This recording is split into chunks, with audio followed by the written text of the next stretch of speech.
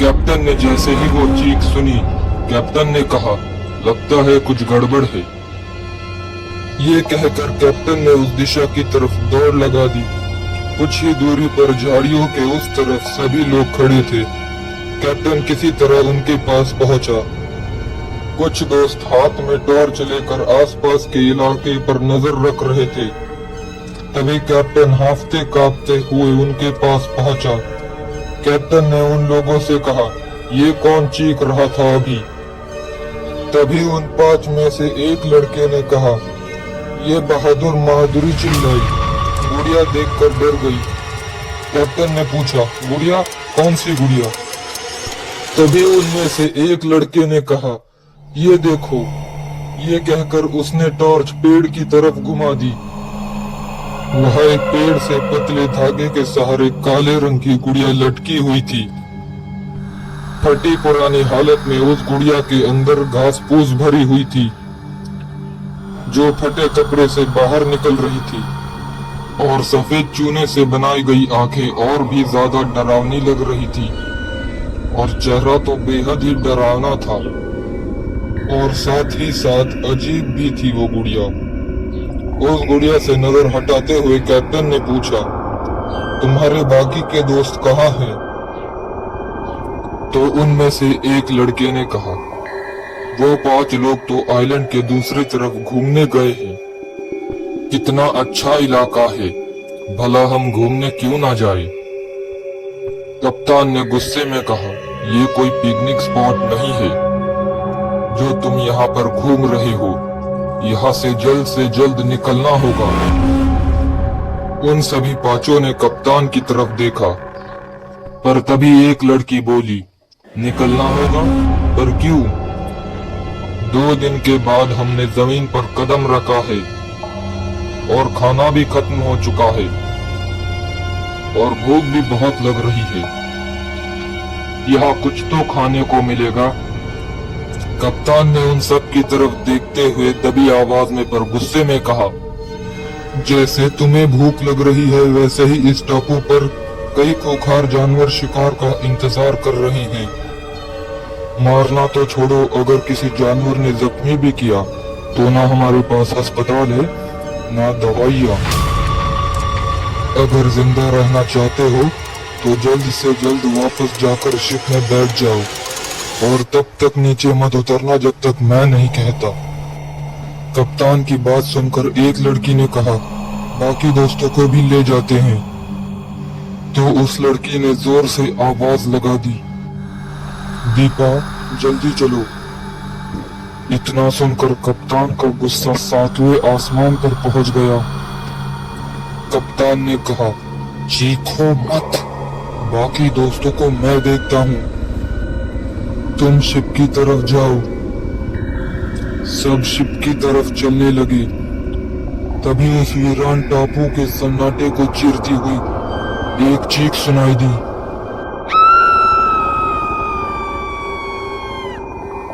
उस आवाज ने सभी के दिल को दहला कर रख दिया। सब एक जगह रुके और आवाज की तरफ देखने लगे।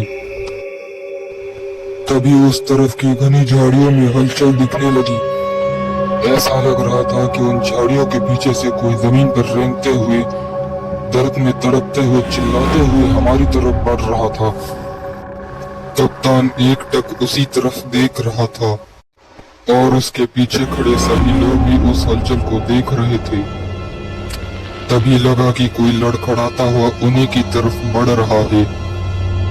वो अचानक नीचे गिर चुका है। वो घनी झाड़ियों के बीच में से दिख नहीं रहा था, पर झाड़ियों की हलचल और उस गिरने की आवाज से ये तो साफ साफ हो गया था कि जो कोई भी था वो जमीन पर गिर चुका है। वो सभी दोस्त आगे बढ़ने ही वाले थे कि तभी कप्तान ने उन्हें हाथ से रुकने का इशारा किया। सभी डर के मारे वही खड़े हो गए, पर उन 5 में से जो लड़कियां थी वो तो डर के मारे थर थर कांपने लगी। हाथ में टॉर्च लेकर कप्तान झाड़ियों की तरफ बढ़ने लगा। वो लगभग पहुंच ही गए थे कि तभी टॉर्च की लाइट अपने आप बंद हो गई, और फिर से चारों तरफ घना अंधेरा हो गया। उसने टॉर्च पर हाथ मारा तो टॉर्च फिर से झटकते झटकते चालू हो गई। कप्तान आगे बढ़ने लगा, एक एक कदम फूंक फूंक के रख रहा था, क्योंकि आगे क्या था और क्या होने वाला था ये कप्तान को भी पता नहीं था। कप्तान घास और पेड़ों की टहनियां सरकाते हुए आगे बढ़ते रहे और उनके टॉर्च की सफेद रोशनी जमीन पर पड़े हुए एक शख्स पे पड़ी। वो उन्हीं के ग्रुप में से एक लड़का था जो जमीन की तरफ मुंह करके लेट गया था। कप्तान का दिल जोर जोर से धड़क रहा है, लेकिन कप्तान ने खुद को संभालते हुए उस लड़के के कंधे पर हाथ रखा और उसे हिलाया और कहा, हेलो, क्या तुम ठीक हो? पर उस शरीर में कोई भी हलचल नहीं हुई। कुछ ही दूरी पर खड़े दोस्त उस लड़के को देखकर उनके करीब आ गए। कप्तान उस शरीर को फिर से हिलाते हुए पूछा, हेलो, क्या तुम ठीक हो? क्या हुआ है? तुम्हारे दोस्त कहाँ है? तभी पास में खड़ी एक लड़की ने कप्तान के हाथ में पानी की बोतल दी और उसे पानी छिड़क कर उस लड़के को जगाने के लिए कहा। कप्तान पानी छिड़कने ही वाला था कि पर तभी उस लड़के ने अपनी गर्दन आसमान की तरफ घुमा दी।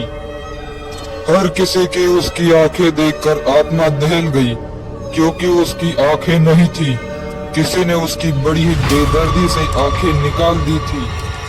उसका वो भयानक चेहरा देखकर पास वाली लड़की बहुत ही जोर से चिल्ला पड़ी।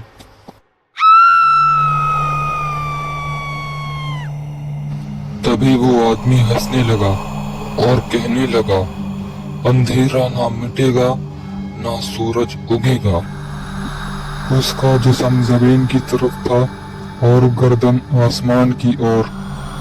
ये खौफनाक नजारा देखकर सबकी रूह कांप गई। जमीन पर पड़ा वो लड़का झट से उठकर बैठ गया। उसका शरीर तो एक जगह पर स्थिर था, पर गर्दन गोल गोल घूम रही थी और वो लड़का हंस भी रहा था और हर इंसान की तरफ उसकी आंखें देख रही थी। आंखें न होने के कारण उसका चेहरा और भी बहुत ज्यादा भयानक लग रहा था। उसने एक अजीब सी पर एक भयानक आवाज में कहा, तुम सब मरोगे, एक एक करके इतनी भयानक मौत मिलेगी कि अपने ही दोस्तों पर तरस खाकर खुद ही उन्हें जान से मार डालोगे। मरने की शुरुआत हो चुकी है। इतना कहकर वो अचानक चुप हो गया और जमीन पर गिर गया और फिर से वो जोर जोर से रोने लगा। जोर जोर से चिल्लाते हुए अपने दोस्तों को पुकारने लगा और उनसे कहा, प्लीज मुझे मार दो प्लीज। और इतना कहकर वो रोते हुए बोलने लगा, बहुत दर्द हो रहा है, बहुत दर्द, मुझसे अब और सहा नहीं जाता। तुम लोग भाग जाओ यहाँ से, तुम लोग चले जाओ। उसके शर्ट के अंदर कुछ हलता हुआ चीज नजर आ रही थी। कप्तान ने हिम्मत करके उसकी शर्ट फाड़ दी। सामने का नजारा देखकर मानो सबकी आंखें बाहर आ जाएंगी। उसकी पीठ की चमड़ी के नीचे कुछ रेंग रहा था, मानो पीठ की चमड़ी के नीचे कीड़े रेंग रहे हो और ऊपर की तरफ जा रहे थे। अचानक जमीन पर पड़ा हुआ लड़का दर्द के मारे तड़पने लगा। उसकी हरकत देखकर बाकी सभी लोग पीछे हटने लगे। वो लड़का फिर से उठकर जमीन पर बैठ गया। दर्द के मारे उसने अपनी गर्दन पकड़ ली और उल्टी कर दी। जमीन पर मांस खाने वाले कीड़े फैल गए। ये सब देखकर सबके पसीने छूट गए। लड़कियां तो डर के मारे शिप की तरफ भागने लगी। कैप्टन ने अपने जेब से गन निकाली और उस लड़के के सर पर निशाना लगाया और ट्रिगर दबा दिया। अपने दोस्त को जमीन पर पड़ा मरा देखकर उसके बाकी सभी दोस्त आग बबूला हो गए। उनमें से एक लड़के ने कहा, आपने ये क्या किया? आपने हमारे दोस्त को मार डाला। मैं आपको छोड़ूंगा नहीं, कप्तान ने गन जेब में रखते हुए कहा। मुझे छोड़ने पकड़ने के बारे में बाद में सोचना, पहले यहाँ से जिंदा निकलने के बारे में सोचो तो बेहतर होगा। और हाँ, अपने दोस्त की मौत के जिम्मेदार तुम सब लोग हो। तुम लोगों को मैंने मना किया था नीचे उतरने से, पर फिर भी तुम ऐसे चल रहे हो जैसे गार्डन में चल रहे हो या फिर छुट्टी मनाने आए हो। हम जिस मुसीबत में फंसे हैं उसके जिम्मेदार तुम लोग हो। अब जाओ, जल्दी से शिप की तरफ भागो यहाँ से। ये कहकर कैप्टन ने जमीन पर पड़े हुए उस मुर्दे की तरफ नजर, और जो उन्होंने देखा उसने उनकी आंखों को हैरान कर दिया। मांस खाने वाले कीड़ों ने उस लाश को कुछ ही मिनटों में सारा मांस खाकर सफाचट कर दिया और केवल हड्डियां ही बची थी। अब कप्तान जंगल के अंदर उन लड़कियों को ढूंढने चल पड़ा। कप्तान टॉर्च की रोशनी में धीरे धीरे आगे बढ़ रहा था। उस सुनसान से जंगल में अचानक से जुगनू दिखने लगे और जुगनू चिल्ला रहे थे। उन सब की चिल्लाने की आवाज उस सन्नाटे को चीरती हुई पूरे जंगल में फैल रही थी। कप्तान अंधेरे को चीरते हुए जंगल के और अंदर चला जा रहा था। पहाड़ी की तरफ चलते हुए कप्तान को किसी औरत की सिसकियां लेकर रोने की आवाज सुनाई दी। कप्तान एकदम से रुक गया और बड़े ध्यान से उस आवाज को सुनने लगा। उस आवाज की दिशा समझने की कोशिश की, पर उस आवाज की दिशा समझ नहीं आ रही थी। बस उसके कानों में एक हल्की रोने की आवाज सुनाई दे रही थी। उसने चारों तरफ टॉर्च की रोशनी घुमा कर देखा, पर घने जंगल के अंदर कोई भी दिख नहीं रहा था। कुछ देर के बाद अचानक आवाज आना बंद हो गई, पर फिर से उस कीड़ों की चिल्लाने की आवाज सुनाई देने लगी। कप्तान को भी अब डर लगने लगा था। कप्तान डरते डरते मन में सोचा, क्या करूं? क्या इन सबको यहीं पर छोड़कर अपने साथी के साथ यहाँ से निकल जाऊं? इनके लिए मैं अपनी जान खतरे में क्यों डालूं? वो सोच ही रहा था, लेकिन तभी उसे वही सिसकियों की आवाज सुनाई देने लगी। अब कैप्टन का दिल भी जोर जोर से धड़कने लगा था। इस बार उसे आवाज की दिशा समझ आ रही थी। कैप्टन संभाल कर उसकी तरफ कदम बढ़ाने लगा। आवाज सामने वाले बड़े पेड़ के पीछे से आ रही थी। कैप्टन ने अपनी गन निकाली और हाथों से क्रॉस बनाकर एक हाथ में टॉर्च पकड़ ली। टॉर्च की रोशनी पेड़ की तरफ लगाकर और दूसरे हाथ से बंदूक का निशाना पेड़ की तरफ लगाया और धीरे धीरे कैप्टन आगे बढ़ने लगा। धीरे धीरे कैप्टन पेड़ के करीब पहुंच चुका था।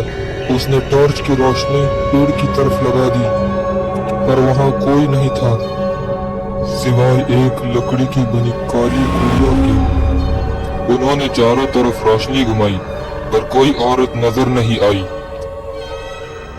उसने अपने गन पॉकेट में रखकर उस पेड़ के पास जाने लगा। गुड़िया को हाथ में उठाया और टॉर्च की रोशनी में गुड़िया को देखने लगा। बड़ी अजीब सी गुड़िया थी। उसकी आंखें सफेद रंग के चूने से बनाई गई थी, जो और भी ज्यादा डरावनी लग रही थी। ऐसा लग रहा था कि मानो वो सफेद रंग की आंखें कैप्टन को ही घूर रही हो। उस गुड़िया के काले घुंघराले बाल थे और सबसे हैरान करने वाली बात, उस गुड़िया को काले रंग के धागे से लपेटा हुआ था। कैप्टन धागे को खोलने लगा, तभी उसे अपने पीछे झाड़ियों में कुछ अजीब हलचल सुनाई दी। कैप्टन ने पीछे पलटकर देखा, सिवाय अंधेरे के और कुछ भी नहीं था।